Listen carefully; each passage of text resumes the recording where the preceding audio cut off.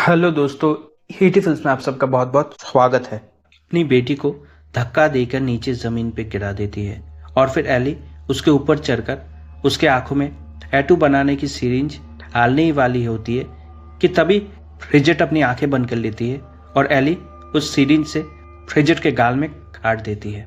फिर एली अपने मुंह से कुछ निकालती है और उसे फ्रिजेट के मुंह में डाल देती है कि तभी पीछे से डैनी आकर अपने मॉम के सर पे एक स्टूल से जोर से वार करता है और एली सीधा जाकर एक अंधेरे कमरे में घुस जाती है। गैब्रियल आकर घर के अंदर घुसता है और हम एली को देखते हैं जो दौड़ते हुए जाकर गैब्रियल के गोद में चढ़ जाती है और एली गैब्रियल के गोद में चढ़कर अपने नोकीले दांतों से गैब्रियल के आंखों को चबा जाती है और ज्यादा खून बहने के कारण गैब्रियल मर जाता है। गैब्रियल को मारने के चक्कर में एली घर से बाहर निकल जाती है तो मौका देखकर बेथ जल्दी से दरवाजे को बंद करके उस दरवाजे को अच्छे से लॉक कर देती है और एली अपने सर से उस दरवाजे पे जोर जोर से पीटने लगती है।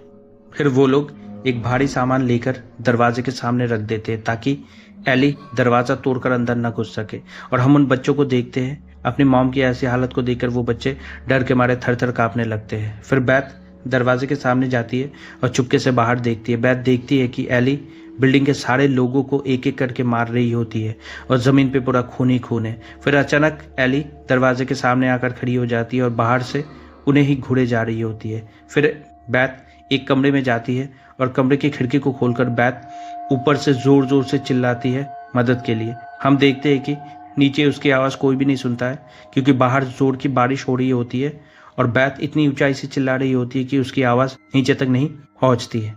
दूसरे सीन में हम देखते हैं कि फ्रिजेट अपने भाई को कोस रही होती है।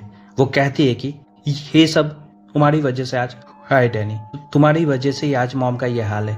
फिर हम देखते हैं कि इस बात को लेकर वो दोनों झगड़ा करने लगते हैं तो बेथ आकर उन दोनों को झगड़ने से रोकती है और हम देखते हैं कि डैनी बेथ से कहती है कि मुझे आपको कुछ दिखाना है। फिर डैनी बेथ को ले जाकर वो शैतानी किताब दिखाता है। दूसरे सीन में हम देखते हैं कि फ्रिजेट एक चेयर पे बैठी हुई है और हम देखते हैं कि उसके मॉम ने जो उसके गालों में कट लगाया था वो जख्म धीरे धीरे बढ़ रहा होता है। फिर हम देखते हैं दरवाजे के बाहर से एली कैसी को बहला रही होती है ताकि वो आगे आकर दरवाज़ा खोल दे और हम कैसी को देखते हैं कि वो भी अपनी मॉम की आवाज़ सुनकर धीरे धीरे दरवाजे के करीब जा रही होती है। फिर हम देखते हैं कि डैनी बेथ को वो पुराने से रिकॉर्ड्स दिखाता है और डैनी बेथ से कहता है कि इन रिकॉर्ड्स के अंदर जो मंत्र है वो मंत्र बजने के बाद ही आज मॉम का ये हाल है। फिर हम देखते हैं फ्रिजेट को उसका घाव धीरे धीरे और भी ज़्यादा बढ़ रहा होता है और हम देखते हैं बेथ को। बेथ देखती है कि उस किताब के पन्ने धीरे धीरे पलटने लगते हैं और वो पन्ने आकर एक भयानक तस्वीर पे रुक जाती है और हम ब्रिजेट को देखते हैं उसके नाक से बहुत सारा खून बह रहा होता है और वो धीरे धीरे अपनी मॉम की तरह एक मॉन्स्टर बनती जा रही। दूसरे सीन में हम कैसी को देखते हैं दरवाजे के सामने जाकर दरवाजे से झाँक कर बाहर अपनी मॉम को देख रही होती है कि तभी हम एली को देखते हैं जो कैसी को बहला फुसला कर दरवाज़ा खोलने के लिए कहती है और कैसी भी अपनी मॉम की बातों में आ जाती है और वो दरवाज़ा खोल देती है। दरवाज़ा खोलते ही एली कैसी को जान से मारने की कोशिश करती है कि तभी बेथ और डैनी आकर कैसी को किसी तरह बचाते हैं और जल्दी से दरवाजे को बंद कर देते हैं। ऐसा करते ही एली बहुत ही ज़्यादा गुस्से में आ जाती है। दरवाज़ा बंद करते ही बेथ किचन में जाती है। किचन में जाकर बेथ देखती है कि फ्रिजेट गैस स्टोव के बगल में उल्टा घूमकर बैठी हुई है। वो बेथ धीरे धीरे फ्रिजेट के करीब आती है कि तभी ब्रिजेट अपना चेहरा घुमाती है।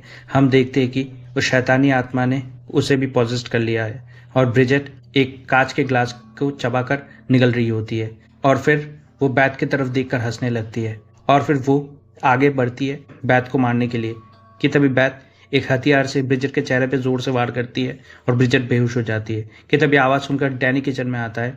डैनी के आते ही ब्रिजेट फिर से होश में आ जाती है और ब्रिजेट होश में आते ही डैनी के पीछे पीछे भागने लगती है उसे मारने के लिए। दरवाजे के बाहर हम एली को देखते हैं जो बहुत ही ज़्यादा गुस्से में है।